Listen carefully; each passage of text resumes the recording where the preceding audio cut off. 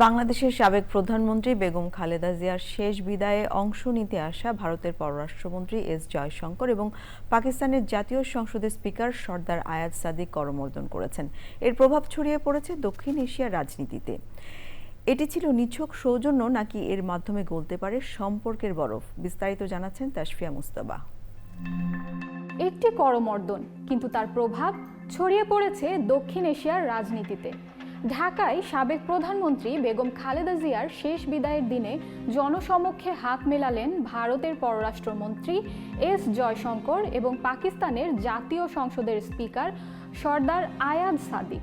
প্রশ্ন উঠছে, এটি কি নিছক সৌজন্য নাকি সম্পর্কের বরফ গলার ইঙ্গিত?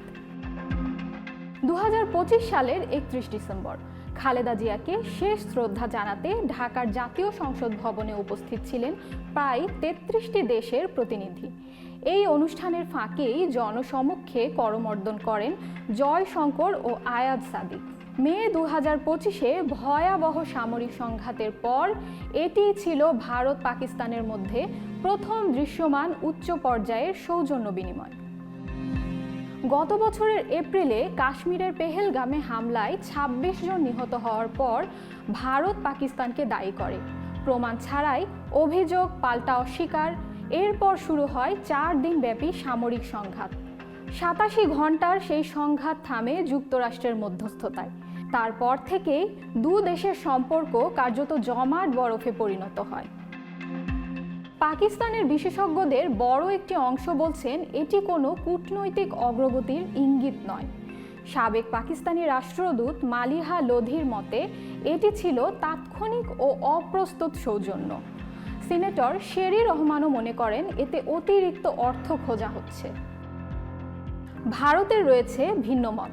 দক্ষিণ এশিয়া বিশ্লেষক মাইকেল কুগেলম্যান বলেছেন, রাষ্ট্রীয় অন্ত্যেষ্টিক্রিয়ায় করমর্দন না করা ভারতের জন্য কূটনৈতিকভাবে অশোভন হতো। তার মতে, যদি ভারত সত্যিই সম্পর্ক উন্নয়নের বার্তা দিতে চাইত, তবে তা হতো নীরব কূটনৈতিক চ্যানেলে, জনসম্মুখে নয়। তবে সাবেক সিনেটর মুশাহিদ হুসেইন সাইয়েদ একে দেখছেন ইতিবাচক চোখে। তার মতে, শরীরী ভাষা ও হাসি মুখ ইঙ্গিত দেয় এটি পরিকল্পিত। তিনি মনে করছেন 2026 সাল থেকে সম্পর্ক ধীরে ধীরে স্বাভাবিক হতে পারে। একটি করমর্দন কারো কাছে নিছক সৌজন্য, আবার কারো কাছে ভবিষ্যতের ক্ষীণ ইঙ্গিত।